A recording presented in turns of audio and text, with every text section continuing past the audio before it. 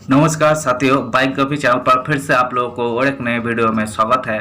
आशा करते हैं कि आप लोग अपने जीवन में खुश होंगे, मस्त होंगे और मौज में भी होंगे। हमने आज फिर बॉलीवुड की बैकग्राउंड से जुड़ी हुई और एक रियल किस्से से आप लोगों को रूबरू करवाने वाले हैं। बॉलीवुड की बैकग्राउंड में अनगिनत किस्से कहानियां छुपी हुई होती है जो कि आम जन तक नहीं पहुंच पाते हैं। हमारे चैनल पर हम कोशिश करते हैं उन्हीं किस्से कहानियों को आपके सामने लाने की। तो चलिए कहानियों पे चलते हैं, शुरू करते हैं बॉलीवुड की बैकग्राउंड से जुड़ी हुई, छुपी हुई और एक नई किस्से। पिता हिंदू से माने सिख, एक्ट्रेसेस का समुदाय ने किया बाइकआउट। गरीबी में बीता बचपन मगर बनी मशहूर खानदान की रईस बहू। फिल्म इंडस्ट्री की इस अदाकारा के बारे में जानिए जिन्होंने 15 फ्लॉप देने वाले एक्टर को अपना हमसफर चुना। गरीबी के दिनों से निकलकर इंडस्ट्री के मशहूर खानदान की बहू बनी। फिल्म इंडस्ट्री का 1940 से 50 का दशक काफी अच्छा माना जाता था। उस दौर में महिलाओं को काफी सम्मान मिलता था। 10 से 12 की उम्र में ही उन्हें अच्छे मौके दिए जाते थे। तब नेपोटिज्म से ज्यादा टैलेंट का बोलबाला होता था।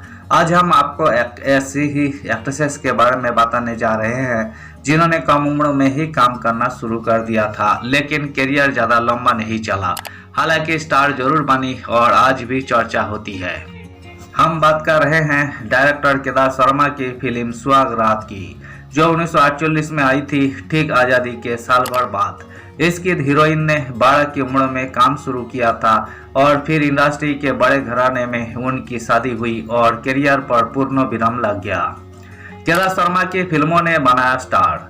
दरअसल केदार शर्मा को राज कपूर, मधुबाला, भारत भूषण जैसे दिग्गजों को इंडस्ट्री में लाने का क्रेडिट दिया जाता है। वही ही इस हसीना को भी लेकर आए थे जिनका नाम है गीता वाली। उनके बेटे आदित्य राज कपूर ने बताया था कि केदार शर्मा ने ही सुहागरात में उनकी मां को कास्ट किया और वही रातों रात स्टार बन गई थी।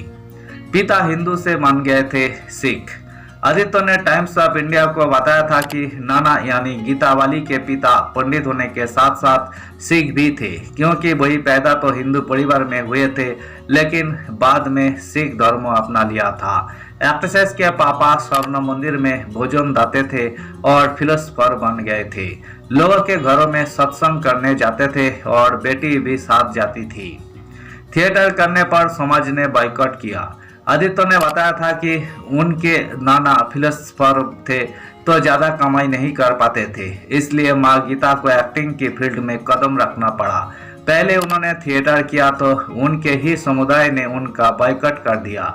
फिर वही लाहौर गई और वहां उन्होंने ऑल इंडिया रेडियो ज्वाइन किया और 13 से 14 साल की उम्र में सिंगर बन गई। 15 फ्लॉप देने वाले एक्टर से कर ली शादी। गीता वाली ने लाहौर में 2 फिल्में की थी और फिर मुंबई आ गई थी।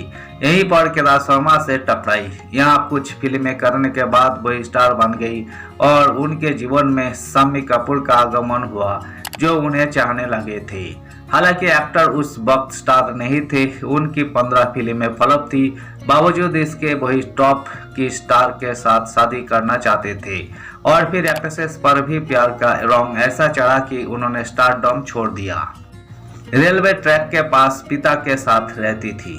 केदार शर्मा ने 1999 में एक इंटरव्यू दिया था जो कि उनके निधन से कुछ महीने पहले का था।